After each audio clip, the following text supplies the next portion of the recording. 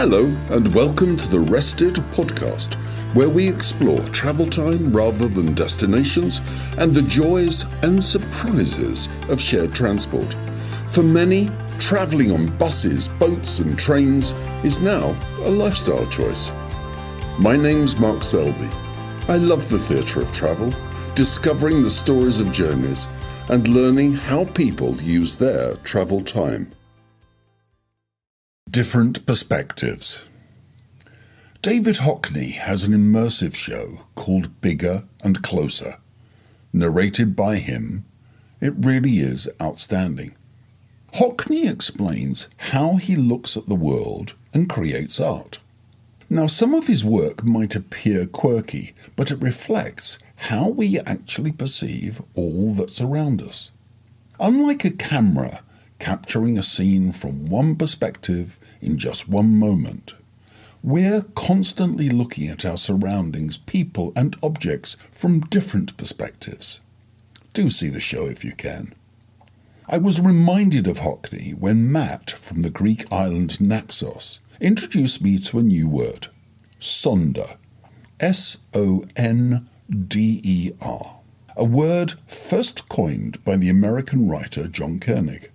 Its definition is the feeling one has on realizing that every other individual one sees has a life as full and real as one's own, in which they are the central character, and others, including oneself, have secondary or insignificant roles. In a state of sonder, each of us is at once a hero, a supporting cast member, and an extra in overlapping stories. Some people seem oblivious to those outside their immediate circle. They might see others as shapes and colours, rather than people living their lives with their own stories. And the stories can be fascinating. After all, our stories are our identity. This week I spoke to a ticket barrier attendant. We might have nodded or said morning in the past, but nothing more. She'd been born in Sao Paulo, Brazil, grew up in Rome, lived in Kuwait, then came to England with her daughter. Her perspectives on passengers and England were generous, but my train approached, and the conversation ended too soon. On the train was a woman from Adelaide, concluding a month-long tour of friends and family. She'd moved to Australia from England with her husband and son when the son wanted to go to a school where he could study for an international baccalaureate. The son found the school that his grandfather had taught at in Adelaide offered the international baccalaureate. He made inquiries, and the family moved, an enterprising teenager and supportive parents. We parted at Basingstoke, her to visit a sister, me to visit Salisbury Cathedral's Magna Carta. Watching people on the platform and subsequent journey, I was struck by the courtesy of people towards each other, holding doors, offering assistance, and showing gratitude. Simple civility. Now, unlike my wife, I was raised in a London suburb. Once married, we moved to a market town north of London. It felt so different to London. People spoke with you in shops, and they still do. It might be due to the pace of life in cities, but it feels as if a greater respect for people and life exists in more rural areas. People appreciate the opportunity to share their stories, to be heard, and to hear others' stories. It's a joy to tune into these stories, to get new perspectives, and to stop confusing people with shapes and colours. The station supervisor emptying the platform rubbish bins was born in Weymouth on the south coast. After school, he went on holiday to Canada, where he met a Brit in a pub who asked if he wanted a job. He said yes, but lacked a visa.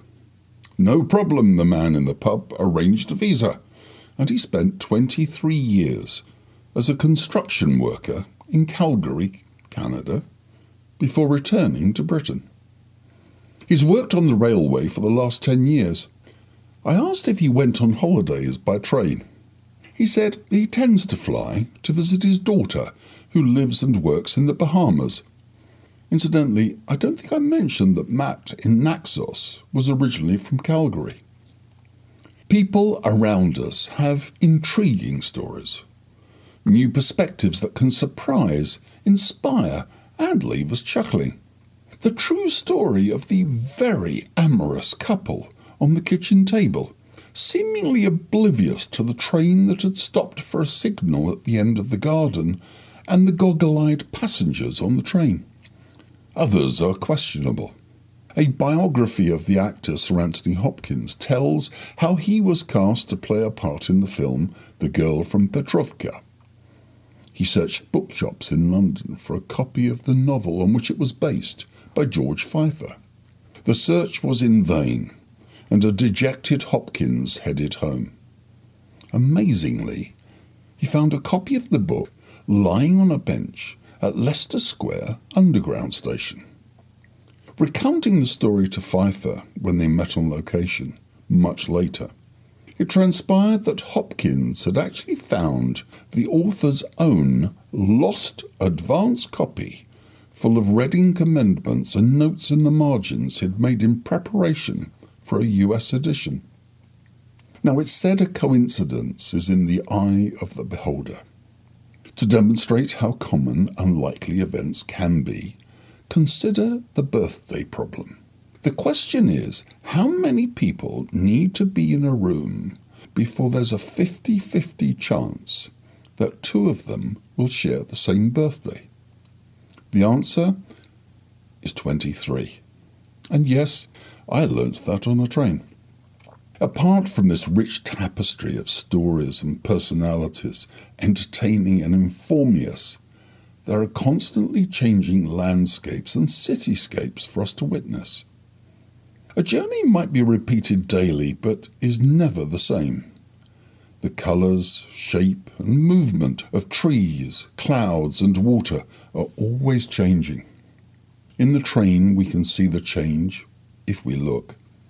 In the bus we have a comfortable chair moving in the middle of the road, immersed in the flowing theatre of the street. My wife and I took the Amtrak Coast Starlight train in California. The trip was memorable for many reasons. One was the different perspective we had of the state, and specifically of the many nomadic people living in cars and vans beneath road interchanges and in tents along the railway tracks, invisible from the roads above.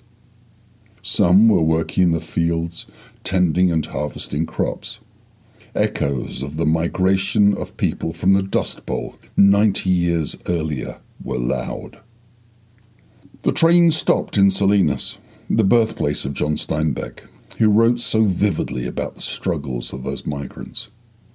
Upon our return, we visited the powerful Steinbeck Museum in Salinas, containing the stories of the ignored. The train staff were excellent, and passengers provided some surprises. A woman in one compartment was clearly tired and hungry. Specifically, she was asleep with her face in the pizza on her table. Later, it was noted that she was still asleep, but sitting up.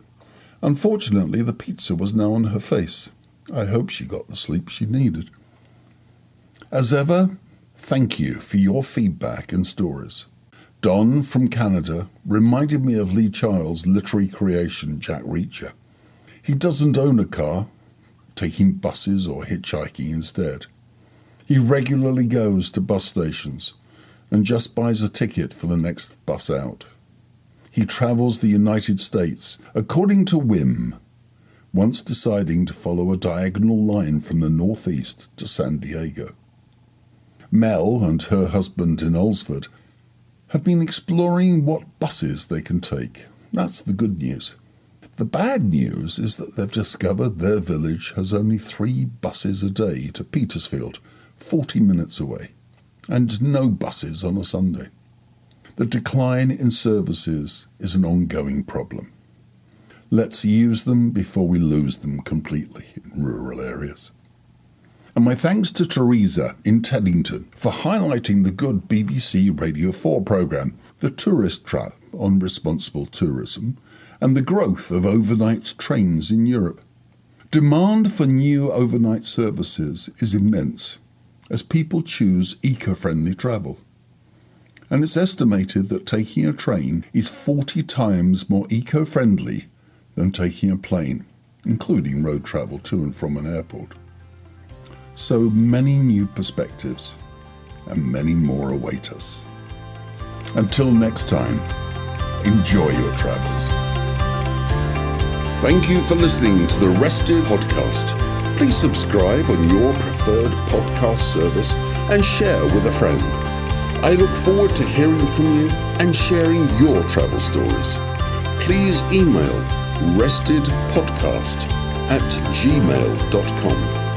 Thanks to everyone that has contributed to Rested so far. Enjoy your travel time.